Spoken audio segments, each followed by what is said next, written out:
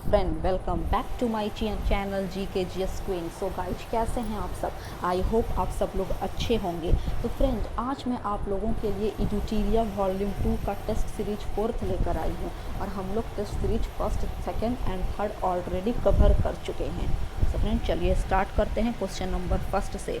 निम्नलिखित में से कौन कृषि उत्पादों पर न्यूनतम समर्थन मूल्य का निर्धारण करता है? वीडियो को पाउच करते हुए आंसर दें। तो it's correct answer is option number C, CACP। अब CACP का फुल फॉर्म होता है कृषि लागत और मूल्य आयोग।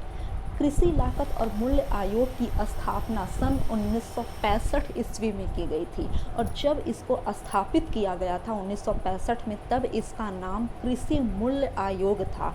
बाद में इसका नाम बदला गया सन 1985 में और तब इसका नाम पड़ा CACP यानी कृषि लागत एवं मूल्य आयोग।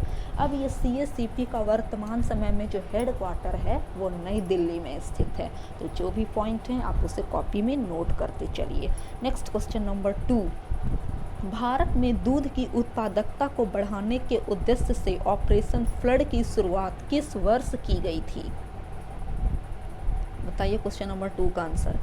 तो it's correct answer is option number B. सन 1970 में ऑपरेशन फ्लड चलाया गया था डॉक्टर वर्गीज कुरियन के द्वारा। कभी कभी एग्जाम में क्वेश्चन पूछे जाते हैं कि ऑपरेशन फ्लड यानी दूध की उत्पादकता को बढ़ाने के जो जनक हैं उनका नाम क्या है? तो उनका नाम है डॉक्टर वर्गीज कुरियन।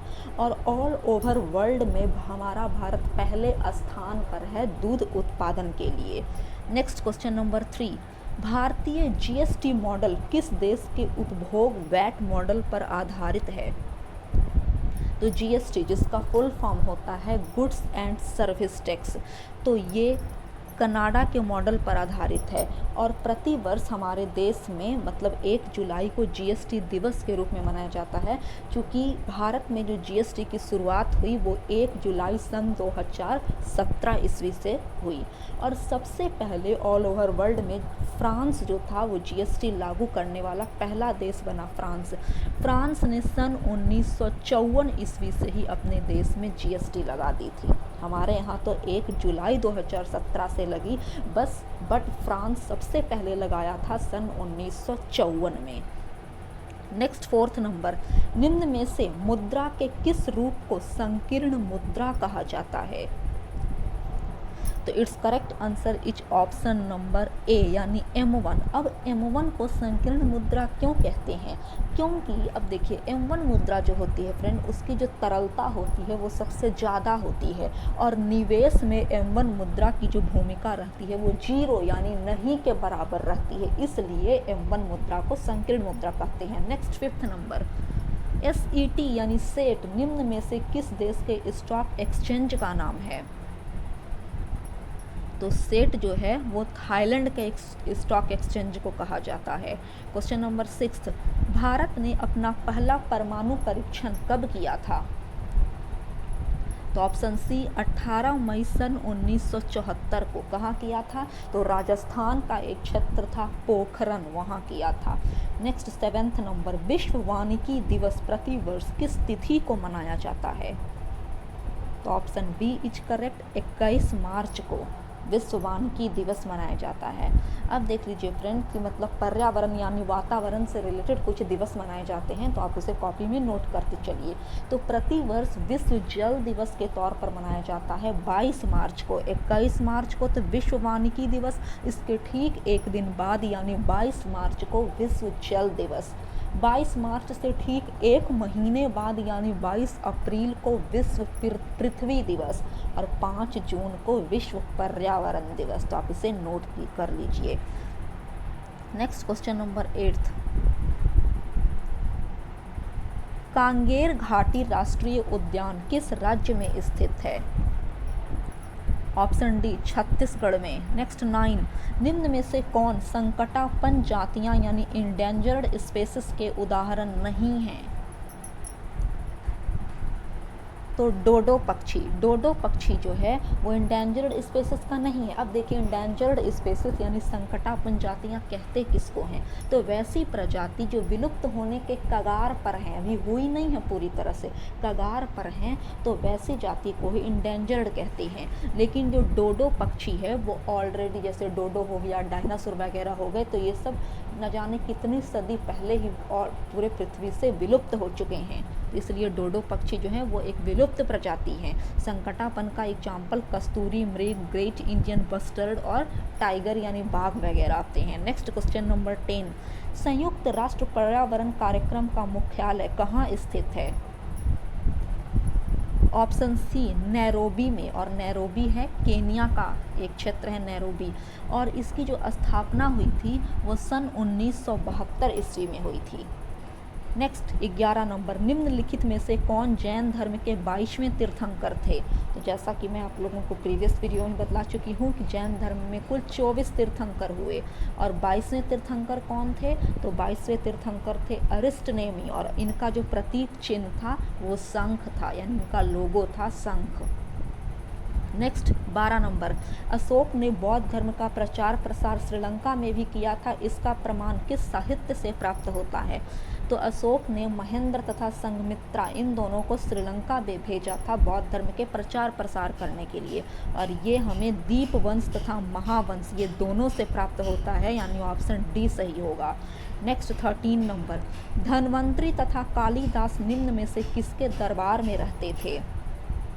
तो अब देखिए, जो धन्वंतरी और कालिदास थे ये चंद्रगुप्त द्वितीय, जिसका दूसरा नाम विक्रमादित्य भी था, इसके दरबार में रहते थे, और ये 9 रत्न थे। चंद्रगुप्त द्वितीय ने अपने राज्यसभा में 9 रत्न बनाया था अपने शासनकाल में, तो ये 9 रत्नों में से ये दोनों का नाम सबसे ऊपर है, पहला धन्वंतरी और दूसरा कालिदास। नेक्स्ट 14 नंबर, किस इतिहासकार ने बहादुर शाह को शाह ए बेखबर कहकर पुकारा था? Option B is correct, Khafi Khan ने। नेक्स्ट क्वेश्चन नंबर 15, चौसा का युद्ध कब हुआ था? तो ऑप्शन सी इज करेक्ट, 26 जून 1539 को चौसा का युद्ध हुमायूं तथा शेर खान के बीच हुआ था, जिसमें हुमायूं हार गया था और शेर खान जीत गया था। ये वही शेर खान है जिसने बाद में अपने मतलब शेर शाह सूरी के नाम से प्रचलित हो गया, पहले इसका नाम शेर खान था। चौसा का युद्ध जीतने के बाद इसने शेर शाह सूरी अपना नाम रख लिया। नेक्स्ट, बंगाली भाषा में प्रकाशित होने वाला पहला समाचार पत्र निम्न में से कौन था? तो ऑप्शन बी इज करेक्ट, दिग्दर्शन। कौन था? दिग्दर्शन। और अगर हम लोग ऑल ओवर भारत में जो पहला समाचार पत्र था तो वो बंगाल गजट था, जो प्रकाशित हुआ था, यानी सबसे पहला भारतीय समाचार पत्र बंगाल गजट था। वो अंग्रेजी लैंग्वेज में लिखा गया था और वो सन 1780 ईस्वी में प्रकाशित किया गया बंगाल गजट। और अगर हिंदी भाषा की सबसे पहली समाचार पत्र बोलेंगे तो वो उस समाचार पत्र का नाम था उदंड मारतंड, और वो सन 1826 ईस्वी में प्रकाशित किया गया था। नेक्स्ट 17, रैले कमीशन का गठन किस वायसराय के कार्यकाल के दौरान किया गया था? तो option C is correct, Lord Curzon के शासनकाल में रैले कमीशन का गठन सन 1902 ईस्वी में किया गया था, और ये रैले कमीशन शिक्षा संबंधी विकास से रिलेटेड थी।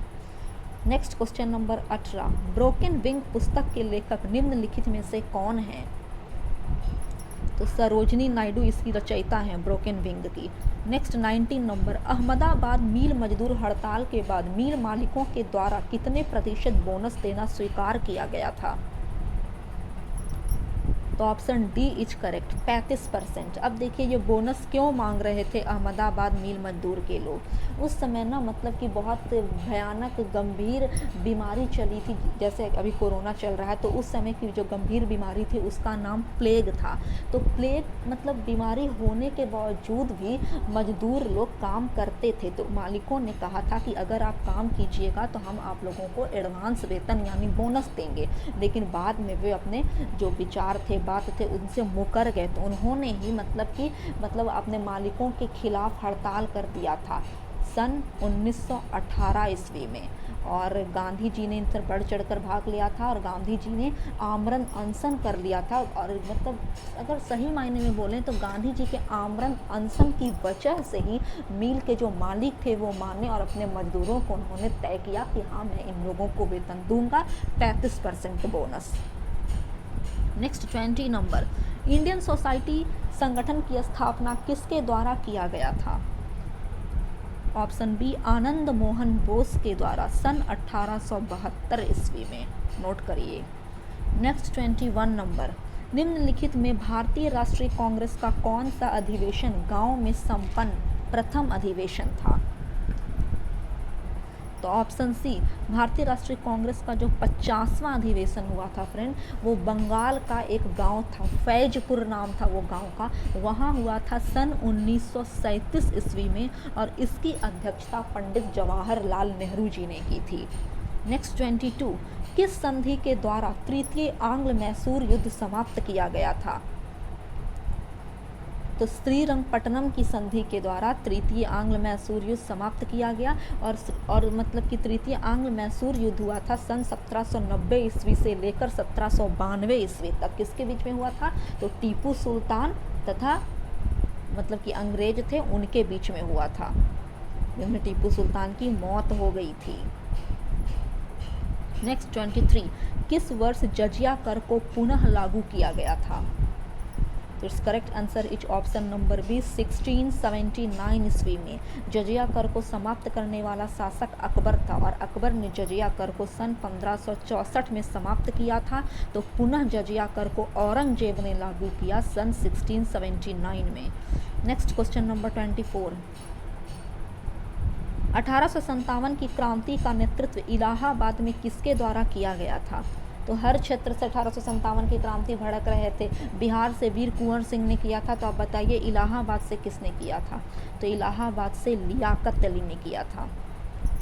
नेक्स्ट 25 नंबर, जालियांवाला बाग हत्याकांड के बाद किसने नाइटहुड की उपाधि को वापस कर दिया था?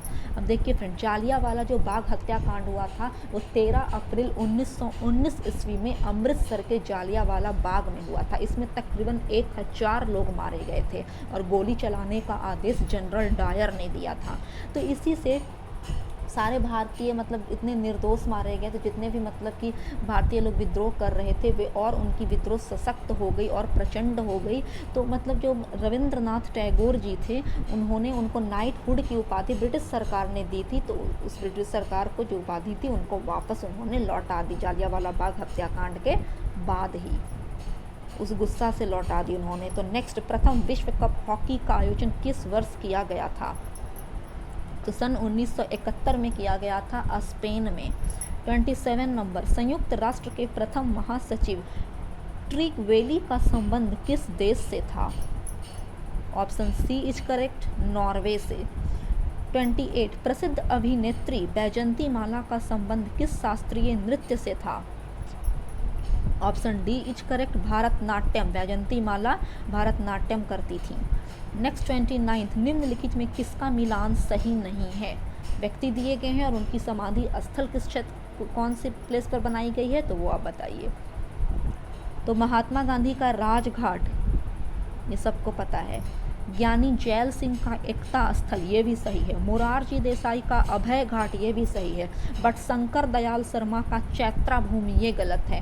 शंकर दयाल शर्मा की जो समाधि स्थल है उसका नाम है चैत्रा भूमि नहीं, कर्म भूमि। और चैत्रा भूमि किसका है? तो भीमराव अंबेडकर का। तो इस पॉइंट ऑफ व्यू से ऑप्शन डी यहाँ पर सही होता है। याद रखिएगा कि शंकर दयाल शर्मा के समाधि स्थल का नाम है कर्म भूमि और चैत्रा भूमि किनकी समाधि स्थल है? तो डॉक्टर भीमराव अंबेडकर जी की। नेक्स्ट क्वेश्चन नंबर 30, भारत ने मंगलयान का सफल प्रक्षेपण किस लॉन्च वाहन के द्वारा किया था?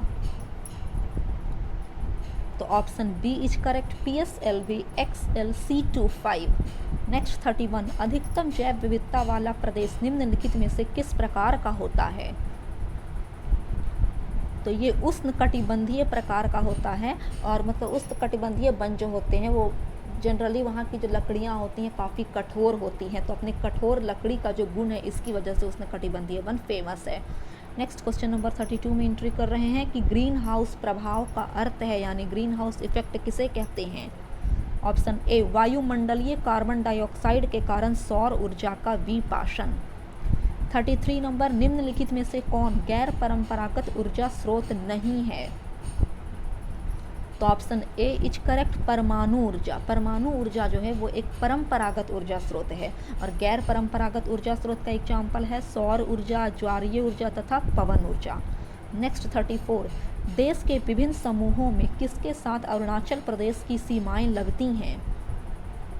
तो option C is correct, Bhutan, चीन तथा म्यांमार के साथ। 35, निम्नलिखित में से भारत का प्रमुख जलयान निर्माण केंद्र कौन सा है। तो option B is correct, Cochin. और कोचिन कहाँ है फ्रेंड, तो केरल में है।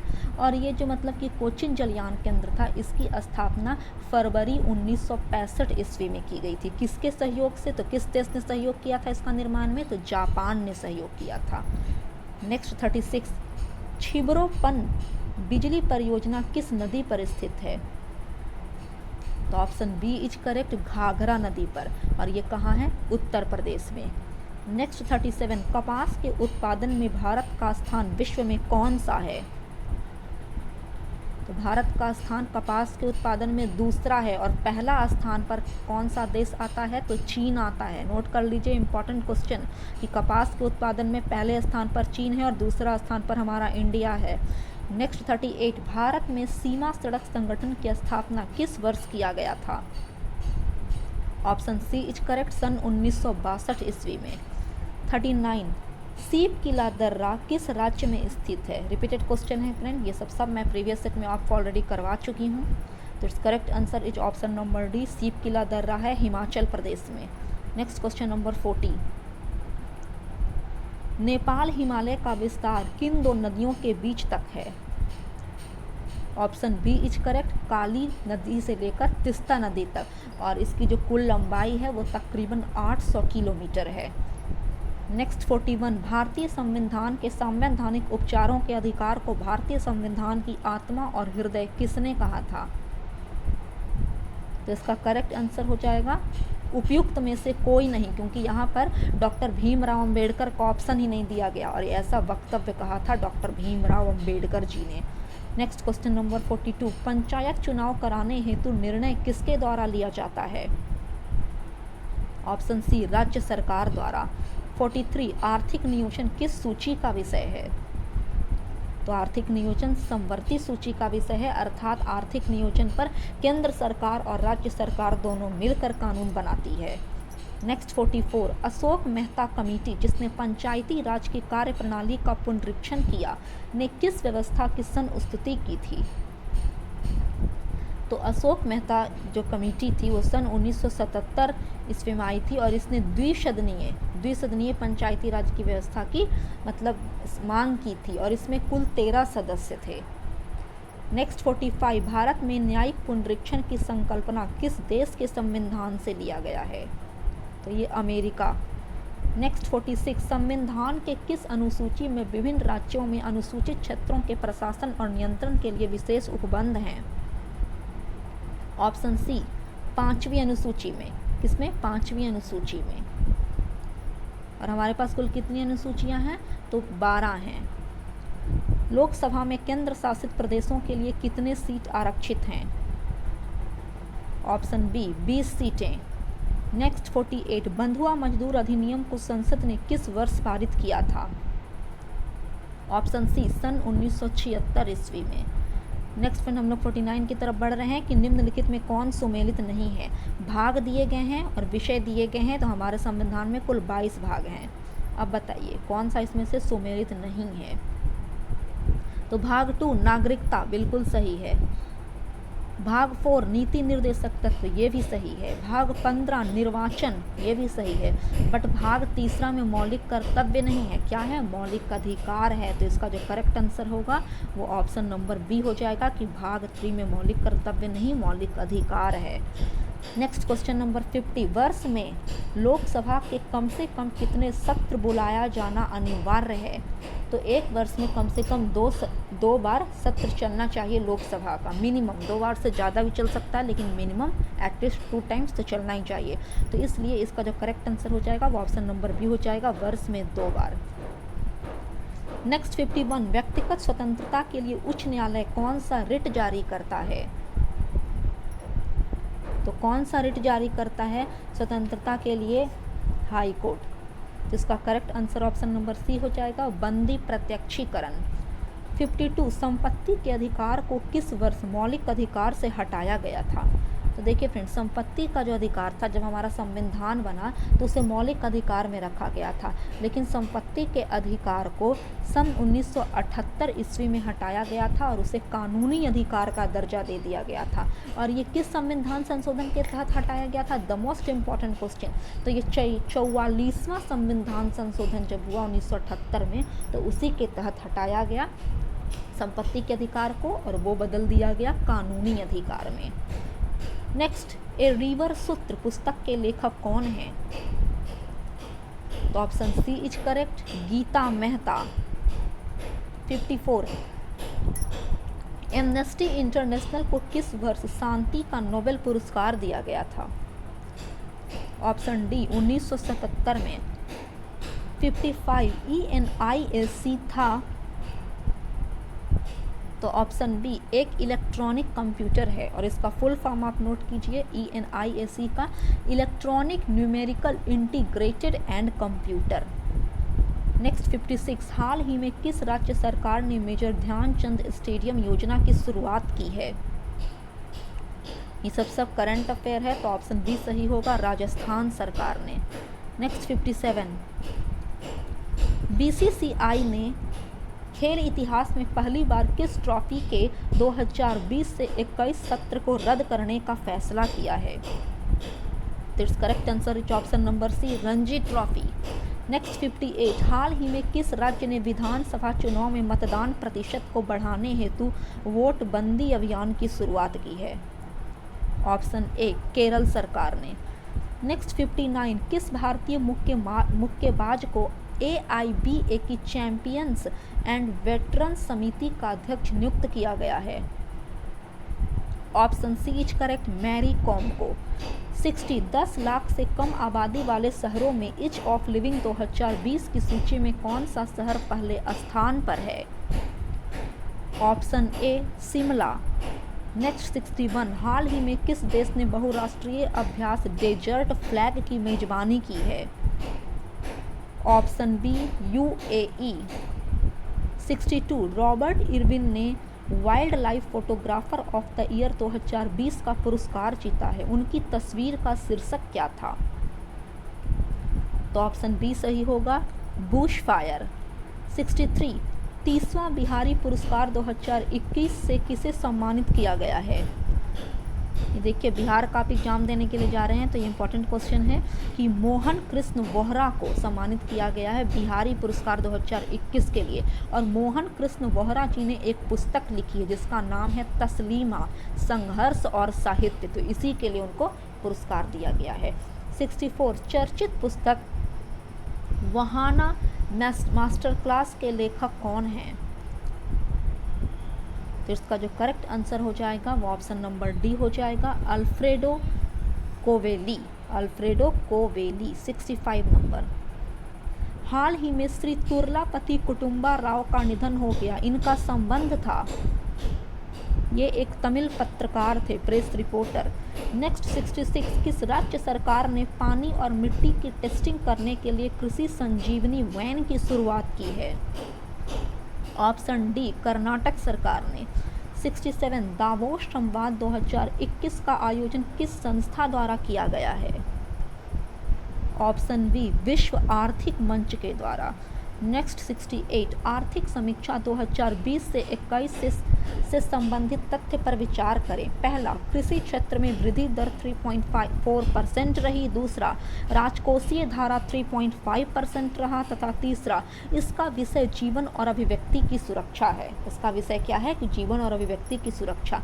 तो उपरोक्त में कौन सा कथन सत्य है वो बताना है। तो ऑप्शन ए सही होगा, केवल 1 और 2, ये और ये सही है, थर्ड गलत है। नेक्स्ट 69, आरबीआई ने मार्च 2021 में किस बैंक पर 2 करोड़ रुपए का जुर्माना लगाया है? Option B is correct, SBI पर। नेक्स्ट 70 नंबर, हाल ही में किसे दुनिया की सबसे प्रदूषित राजधानी घोषित किया गया है? इसका सही आंसर ऑप्शन नंबर सी हो जाएगा फ्रेंड, नई दिल्ली को। भारत की राजधानी जो नई दिल्ली है ये ऑल ओवर वर्ल्ड की सबसे ज़्यादा पॉल्यूटेड कैपिटल मानी गई है। और अगर हम लोग बात करेंगे कि दुनिया का सबसे पहला प्रदूषित शहर, ये तो राजधानी है, और शहर की बात करेंगे तो उसका नाम है शिनजियांग। नेक्स्ट 71, हाल ही में किस राज्य ने फल उत्पादन को बढ़ाने के लिए फ्रेश फ्रूट मेक मूवमेंट की शुरुआत की है? ऑप्शन डी, महाराष्ट्र सरकार ने। नेक्स्ट 72, महिलाओं के सुरक्षा हेतु किस राज्य सरकार ने अभयम ऐप लॉन्च किया है? ऑप्शन ए, आंध्र प्रदेश सरकार ने। नेक्स्ट फ्रेंड हम लोग बढ़ रहे हैं 73 की तरफ। अंतर्राष्ट्रीय महिला दिवस 2021 का थीम क्या था? तो बताइए, अभी जो 8 मार्च को महिला दिवस मनाया गया तो उसका थीम क्या था? हर वर्ष कुछ ना कुछ थीम रहता है, तो ऑप्शन डी यहाँ पर होगा, उसका थीम था women in leadership and equal future in A covid world. Next 74, हाल ही में दुनिया के सबसे पुराने जानवर का जीवाश्म किस राज्य से प्राप्त हुआ है? ऑप्शन सी, मध्य प्रदेश से। नेक्स्ट 75, वर्ष 2020 में एफडीआई का सबसे बड़ा प्राप्तकर्ता देश कौन बना? ऑप्शन सी, चीन। नेक्स्ट, पद्म अवार्ड 2021 के तहत कितने लोगों को पद्मश्री देने की घोषणा की गई है? It's correct answer is option number B, कुल 102 लोगों को पद्मश्री अवार्ड दिया जाएगा। 7 लोगों को पद्म विभूषण तथा 10 लोगों को पद्म भूषण अवार्ड दिया जाएगा। नेक्स्ट 77, प्रति वर्ष वर्ल्ड स्लीप डे कब मनाया जाता है? तो प्रति वर्ष 19 मार्च को मनाया जाता है वर्ल्ड स्लीप डे, और इस वर्ष इसका जो थीम था वो है regular sleep healthy future. Next 78, निम्न में से किस पर ध्वनि का तारत्व निर्भर करता है? अब देखिए ये तारत्व क्या है, तो तारत्व ध्वनि का वैसा गुण होता है फ्रेंड, वैसा प्रॉपर्टी होती है तारत्व, जिसके कारण हम ध्वनि को मोटी या पतली कर सकते हैं, ठीक ना। तो इसका जो करेक्ट आंसर हो जाएगा वो ऑप्शन नंबर बी हो जाएगा, आवृत्ति। नेक्स्ट 79, सूर्य के चारों ओर घूमने वाले पृथ्वी के लिए कौन सा बल जिम्मेदार है? Option B is correct, gravitational force यानी गुरुत्वाकर्षण बल। 80, जब कोई वस्तु पृथ्वी से चंद्रमा पर हस्तांतरित किया जाता है तो द्रव्यमान यानी उसका जो मास रहता है उस पर क्या प्रभाव पड़ता है? इम्पॉर्टेंट क्वेश्चन है कि उसका मास अपरिवर्तित यानी उसमें कोई चेंज नहीं आता है, अपरिवर्तित रहता है। नेक्स्ट 81, रात के समय आवासीय क्षेत्र में शोर का अनुमानित स्वर कितना होना चाहिए? Option A 45 decibel. नेक्स्ट 82 की तरफ बढ़ रहे हैं फ्रेंड। निम्नलिखित में से किसका तरंग दैर्घ्य यानी वेवलेंथ सबसे कम होता है?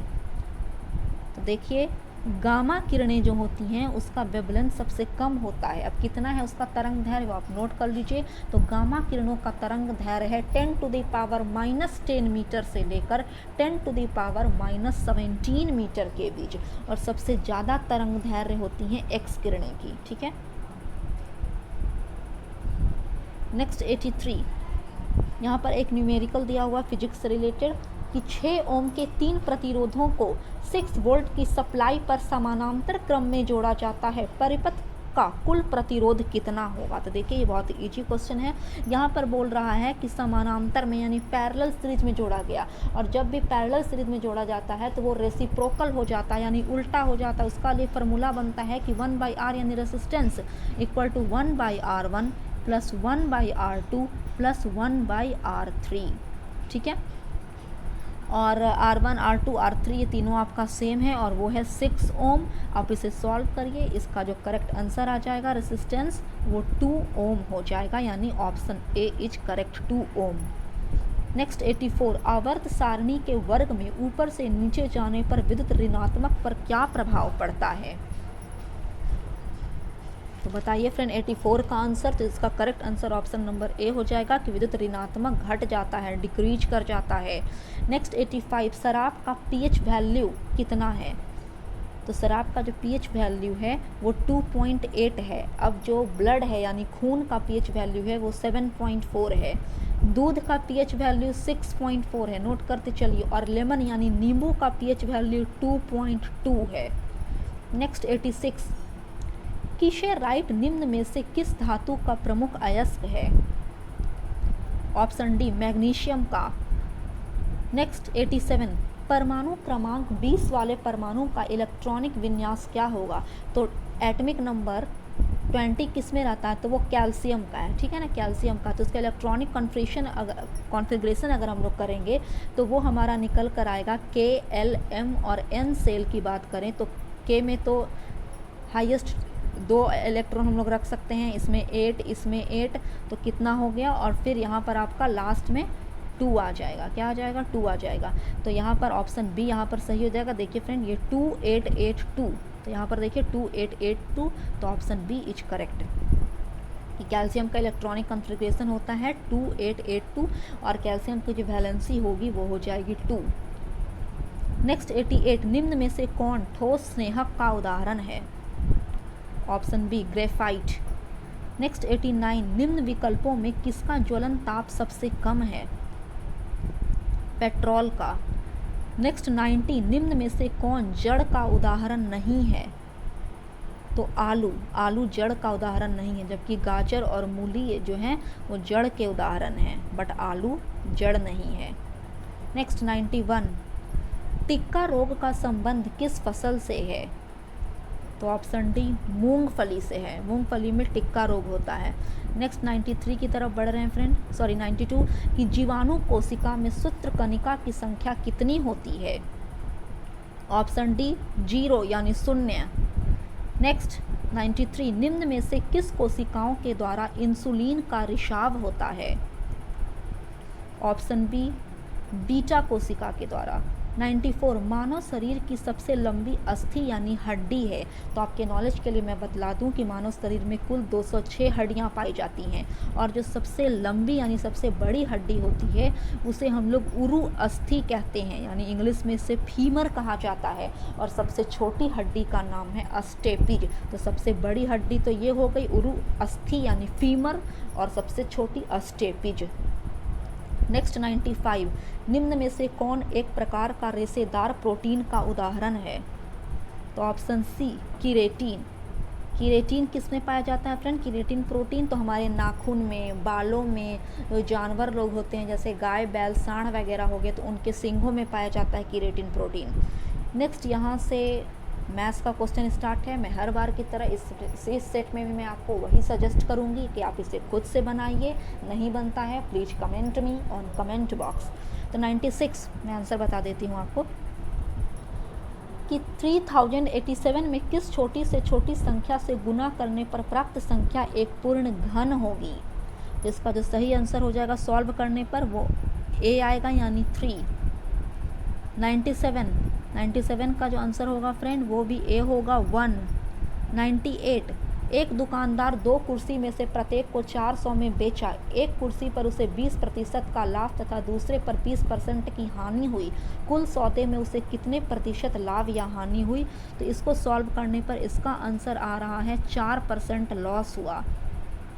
नेक्स्ट 99, किसी धन राशि पर एक निश्चित दर से 2 वर्ष के साधारण ब्याज तथा चक्रवृद्धि ब्याज क्रमशः ₹800 तथा ₹840 हैं, तो वह धनराशि यानी प्रिंसिपल कितनी है? तो प्रिंसिपल यहाँ पर निकलेगा 4000 रुपये। नेक्स्ट और लास्ट क्वेश्चन नंबर 100, एक शंकु यानी कोन तथा एक गोले यानी स्फेयर की त्रिज्या एवं आयतन समान है, तो गोले की व्यास और शंकु की ऊंचाई का अनुपात क्या होगा? फार्मूला पुट कीजिएगा, काफ़ी इजी क्वेश्चन है फ्रेंड। तो इसका जो करेक्ट आंसर हो जाएगा वो ऑप्शन नंबर डी हो जाएगा 1:2, 1:2। तो फ्रेंड ये था हमारा 100 क्वेश्चंस का एक शानदार सेट। आई होप आपको मेरा ये वीडियो पसंद आया हो। अगर मेरा ये वीडियो पसंद आया तो please subscribe my channel and share my videos with family and friend. तब तक के लिए जय हिंद, जय भारत।